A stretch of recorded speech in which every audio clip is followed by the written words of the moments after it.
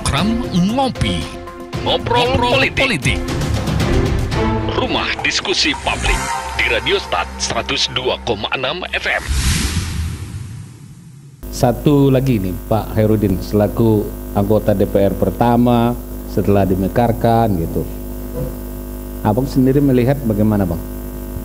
Perlukah percepatan itu atau memang apa yang ada yang dimaksimalkan, atau ini adalah bagian dari tahun-tahun konstentasi gitu?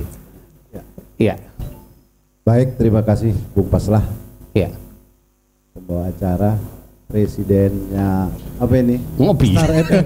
Ngopi. Oke Bang, siap. Presiden Star FM. Iya, Ngopi bareng. Iya. Dan juga kawan-kawan semua yang saya hormati. Terima kasih saya telah diundang pada acara ini. Dan kalau tadi saya lihat teman saya Pak Aswan bernostalgia, memang benar. Kita sebagai manusia rindu sebenarnya zaman-zaman yang cemerlang itu. Pernah kita mengalami itu Bang? Pernah kita mengalami itu. Di bawah pimpinan? Di bawah pimpinan kepala daerah yang pertama sampai periode kedua. Irwansyah udah menyimpan nih, mulai memorinya nih kembali nih. Banyak sebenarnya kenangan yang indah. Iya. Termasuk saya dulu anggota dewan di Tapanuli Selatan. Lalu pemekaran kemarin. Pemekaran, terus saya pindah kemari. Kita yang menyusun suortanya semua di sini.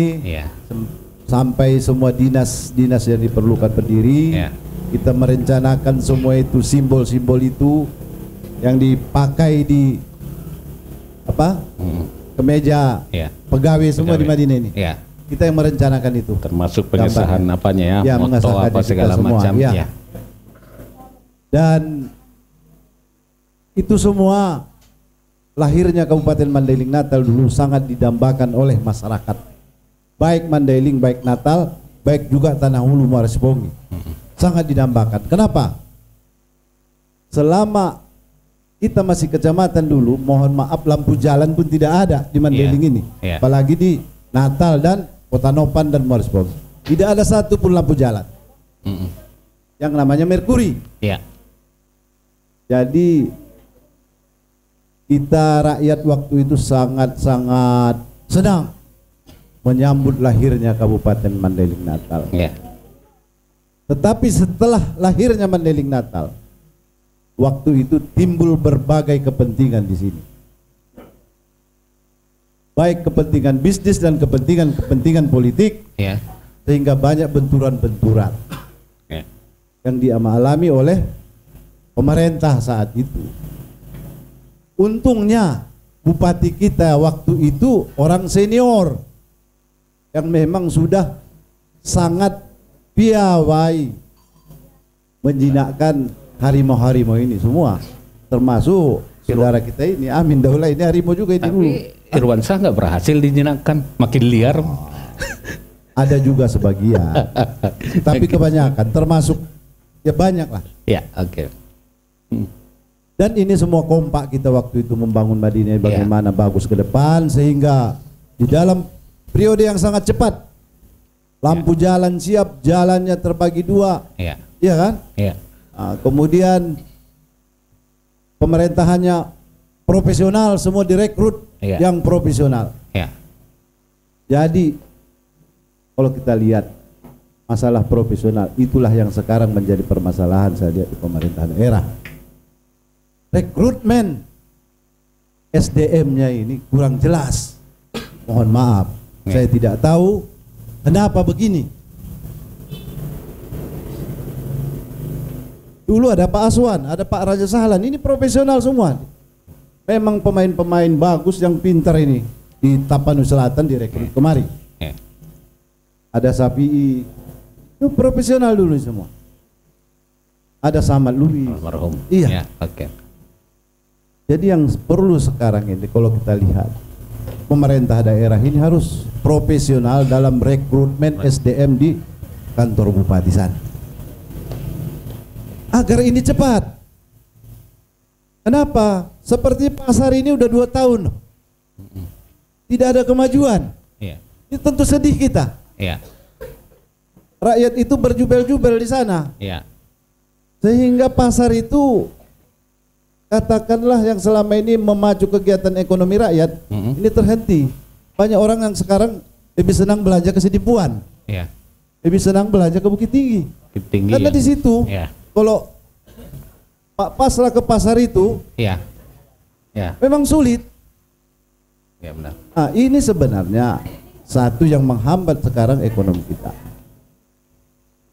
Kemudian, kalau kita lihat setelah periode kedua Pemda Bupati 2 periode yang pertama, Ya. sampai sekarang saya tidak melihat apapun sebenarnya kemajuan yang dibuat oleh pemerintah daerah ini. Mohon maaf. Saya melihat ada rumah sakit yang direncanakan Di Panatapan apa? di Iya. Di Jazirah apa namanya ini? Panatapan. Jazirah Panatapan. Panatapan. Iya. Saya sudah ke sana jalan kaki mencoba. Iya. Barangkali kalau orang yang tidak punya uang mau ke rumah sakit, apalagi sudah tua, tidak akan sampai ke atas. Iya. Jadi ini kan SDM-nya ini sebenarnya. Iya.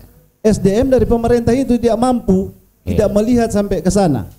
Apalagi orang kampung, tidak semua punya kendaraan. Iya. Kalau yang punya kendaraan tidak masalah, tapi lebih banyak rakyat ini tidak punya kendaraan. Bagaimana membawa pasien ke sana? Iya. Yang sakit keras, bagaimana familinya mengunjungi Iya. pasien-pasien? Ah, ini kesalahan. Kemudian masalah rumah sakit, kalau menurut saya ini saja ditingkatkan. Sekarang kota itu tidak lagi melebar. Kota itu yang namanya kota jam modern itu tumbuhnya ke atas dan ke bawah. Jadi kota sekarang itu tumbuhnya ke atas dan ke bawah. Iya. Kenapa? Karena lahan ini makin hari makin sempit, Iya. penduduk makin banyak. Ini kan kebetulan kita punya lahan. Ya itu, Ya, tapi suatu saat kita lihat 20 tahun ke depan mungkin Ya. itu perlu jadi kantor gubernur, Iya. ketua. Oh, Iya kan? Tidak menutup kemungkinan ya. Tidak menutup kemungkinan. Iya. Itu perlu. Oke. Kemudian kalau kita lihat lapangan terbang, itu pun menurut saya salah. Tapi kenapa semua lapangan terbang, bagaimana kenapa tidak di Pantai Barat? Interkoneksi jalan ke sana, itu kalau tidak salah itu hanya sekitar 60 km. Iya. Kita lihat kota-kota dimanapun di dunia, tidak ada di tengah kota lapangan terbang. Itu tetap perjalanan 2 jam paling sedikit dari kota. Contohnya Kuala Namu lah ya. Ya, contoh Kuala Namu. Cengkareng dia pindah Cengkareng. sini ya. Oke. Iya kan? Minangkabau juga pindah. Minangkabau Iya. juga. Iya. Iya kan? Iya, oke. Oh, harus di Malintang. Itu yang tersedia tanahnya gitu. Saya rasa tidak ada di sini Bung Giten dari DPR. Saya rasa beliau ini pun siap Tahu. menyiapkan tanahnya asal di sana. Oh, Iya kan? Tetapi bagaimana interkoneksinya ke sana? Pemda itu harus menyiapkan itu. iya. Karena apapun penerbangan itu perlu untuk kita. Iya. Iya kan? Iya. Dunia penerbangan ini sekarang udah dunia modern, dengan tidak adanya lapangan terbang, bagaimana investor mau kemari? Investor itu kan punya uang, orang kaya. Orang kaya, ya. Tidak mungkin dia mau naik mobil 8 jam. Iya. Ya, Dia butuh waktu paling-paling ya. dia mau 1-2 jam 2 naik jam. mobil. Oke. Dan banyak yang saya lihat setelah habisnya kepemimpinan Amru, Mandailing Natal ini bukan makin maju, makin lambat dan makin gelap. Inilah yang saya lihat sehingga banyak timbul kasus-kasus belakangan ini. Iya. Bagaimana ketua bayangkan korban pegawai negeri sekarang Iya. akibat arogansi, akibat apa namanya? Selera. Tentu ini sebenarnya kita sesalkan pemerintah atau pemimpin-pemimpin yang begini. Kita mengharapkan dulu lahirnya kabupaten, bagaimana kabupaten ini membawa kesejahteraan kepada rakyat. Jadi menjawab tadi apa esensi atau sensasi? Kalau saya lihat ini adalah panggung sandiwara. Begitu sandiwara itu, banyolan-banyolan sandiwara ini tidak Pak ada kesalahan di panggung, maka muncullah Dewi Cassandra membuat banyolan baru, sehingga ini menjadi perhatian kesalahan yang lewat tertutup. Barangkali itulah pandangan saya dulu sementara. Itu pendapat dan juga penyampaian dari 3 narasumber kita, karena memang ada di sini narasumber berikutnya. Sebagai wakil rakyat tentu kita ingin tahu pandangan beliau ini apa yang akan disuarakan sebagai prioritas untuk percepatan pembangunan di Mandailing Natal ini. Namun sahabat Istat FM, sebelumnya kita jeda sejenak untuk kita lihat sikap redaksi Stat News.